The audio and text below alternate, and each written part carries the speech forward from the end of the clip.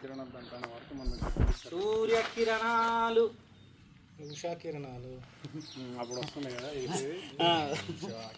కిరణాలు అని సంవరణాలు చైతన్య దీపాలు.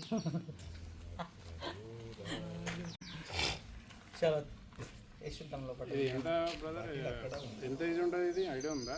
చిన్న ఉంది కదా, పెద్దదేమో కాదు కదా. ఈ చిన్న ఉందంటే ఇంకా దీని అక్క చెల్లెలు అన్నదమ్మ పక్కకు ఉంటారు, చుట్టుపక్కల ఉంటుంది ఈజీగా. అది తప్పిపోయింది. ఇది ఆకలికి వస్తుంది. అరే అరే ఉదర్ కర్రీ